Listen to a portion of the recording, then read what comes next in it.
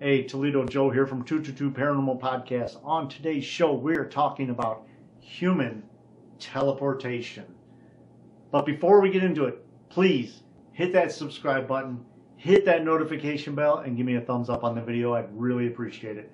So now, let's get on with the 222 Paranormal Podcast video series.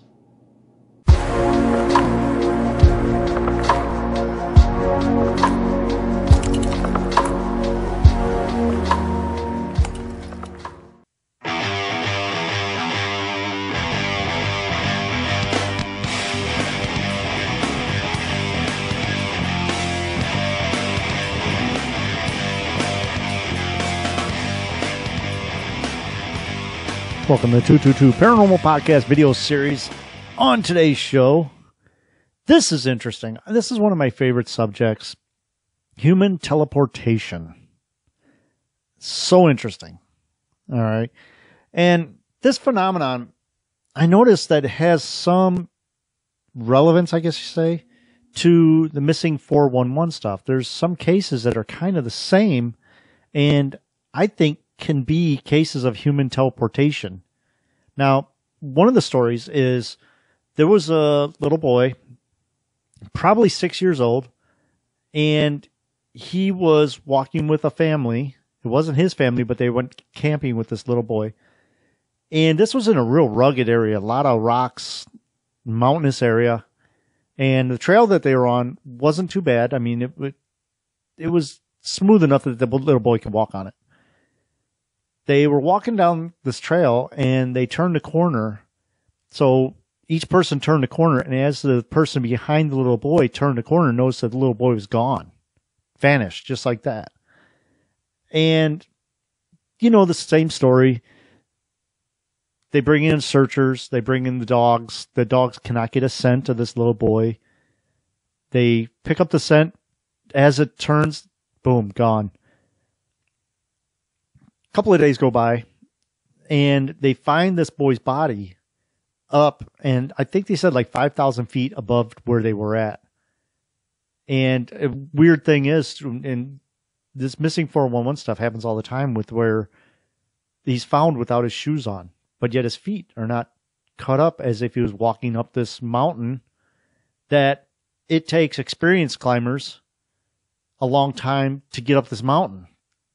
And this little boy supposedly went 5,000 feet up to this mountain, and it's very rugged. It's not like he can just climb up. It's not like a grassy hill. So was that human teleportation? I don't know, but it sure feels like it. Okay. And a lot of these missing 411 cases kind of have the same correlation to that, where the bodies are found so far away and they can't figure out how the body got that far away. So it's just really interesting. And, you know, you think about it, people disappear every day without a trace. And is it human teleportation? Now, there's some stories that I've collected that are kind of my favorites. Okay, so I want to read them to you. And as usual, if I'm looking down, it's just I have my notes in front of me. So there was a skier, and his name is Danny Philippidis from Toronto. He was on Whitefish Mountain near Wilmington, New York. He was skiing with a bunch of his friends, and he told his friends he's going to go up and do one more run. Okay, the infamous, I'm just going to do it one more time. You know, here, hold my beer, watch this, that kind of thing. But his buddies saw him get on the chairlift, so they knew that he went up the mountain, but he never came back down. And they got kind of worried because they thought that maybe he ran into a tree or fell into these wells that are around trees, because when you get into those snowy conditions where the snow's so deep, around the trees, there's like these wells. And because I guess the wind goes around the tree and creates this well, people fall in those and get suffocated because the snow falls on top of them, sort of like a little avalanche. So they thought maybe that's what happened to him. And they ended up getting a hold of Ski Patrol. Ski Patrol got a hold of a helicopter, and they got a hold of 150 or 140 searchers, spent 6 days looking for this guy. Couldn't find him. Okay.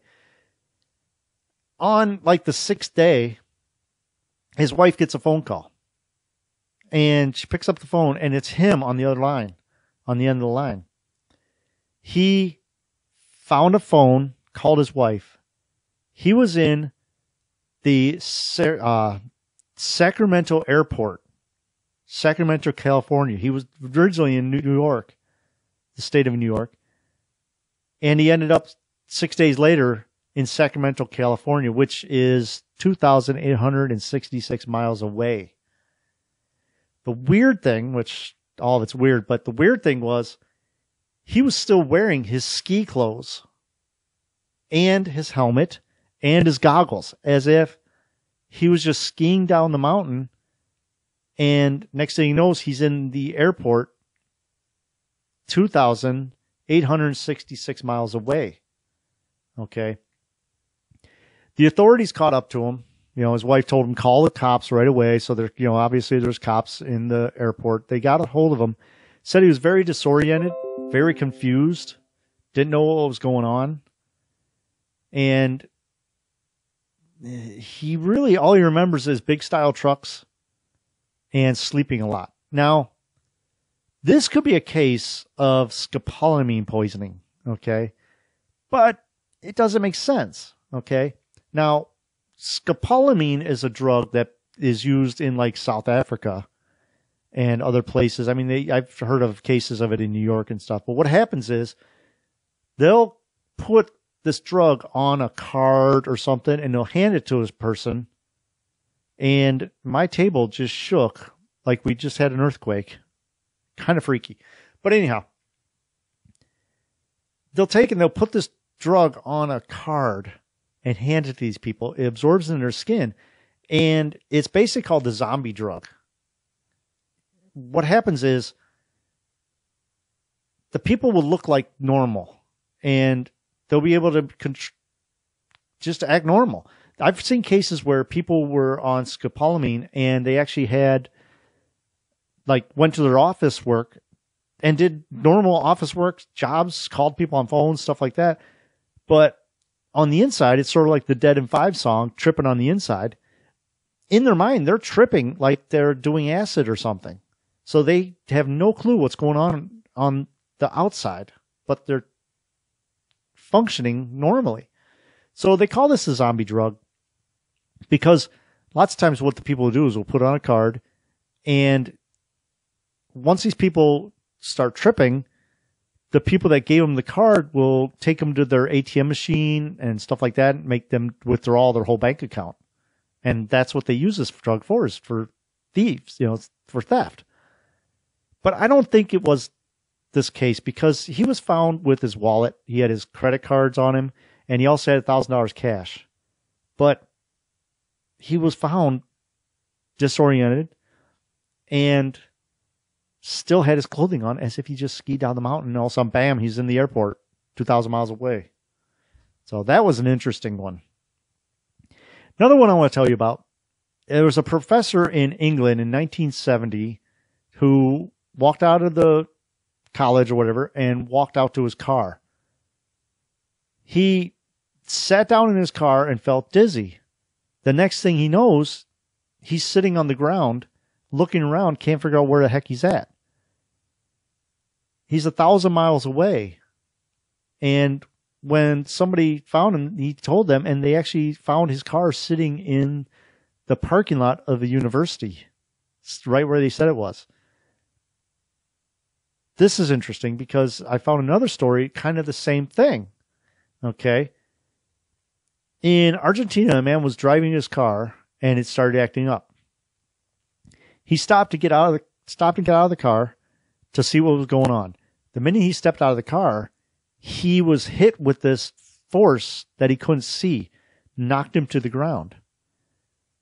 He stood up, was very dizzy, and noticed that everything was different around him.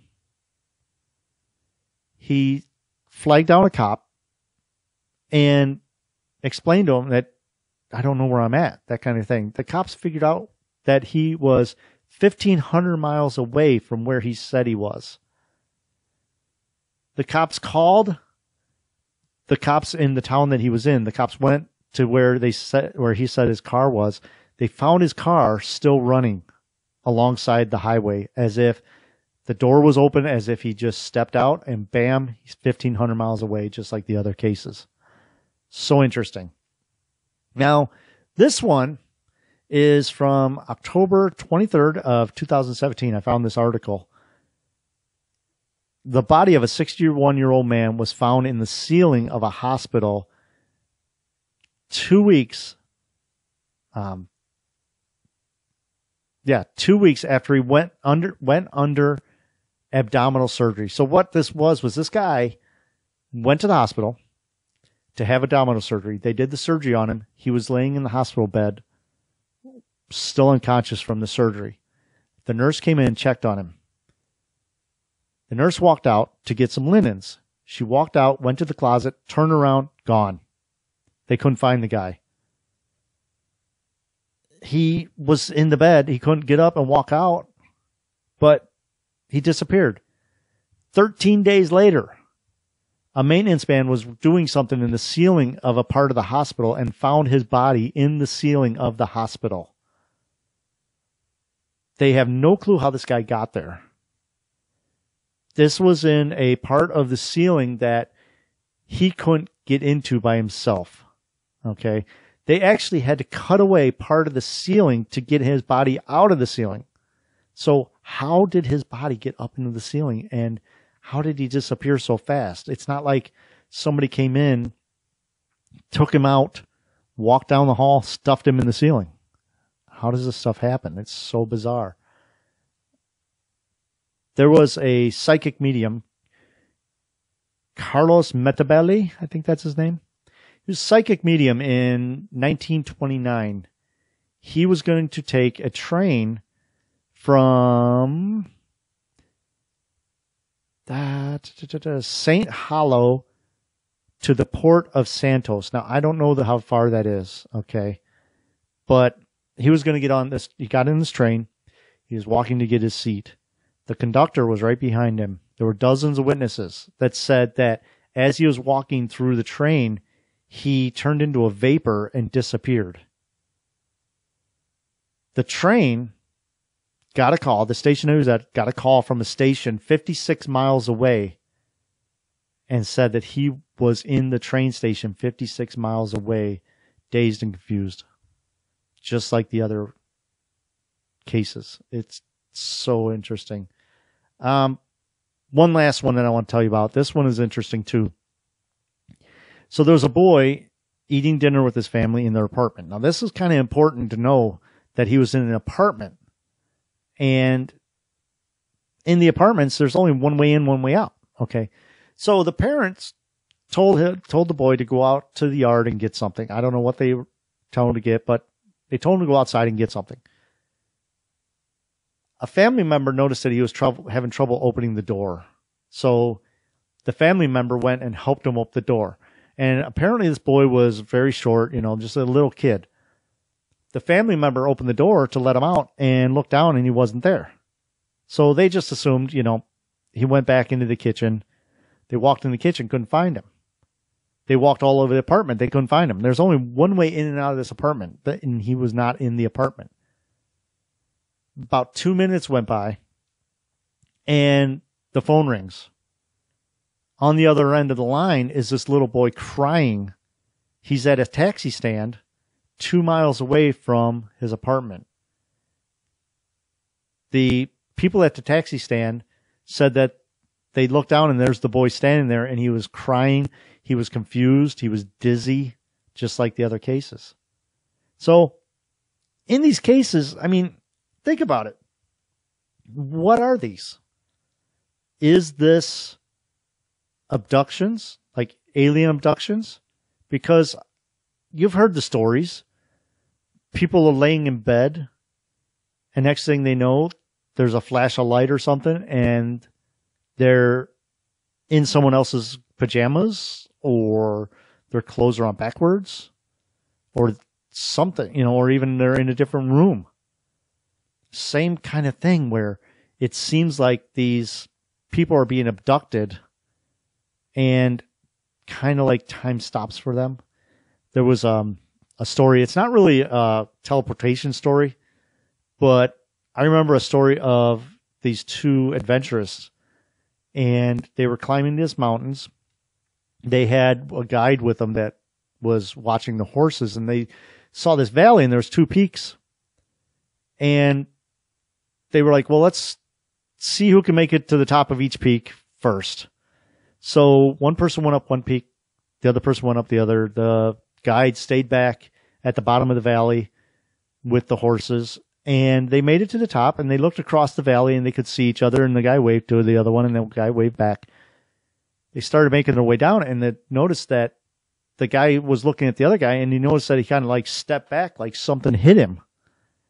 And it's like he just went down, like he disappeared. So he just figured, okay, he fell into a hole.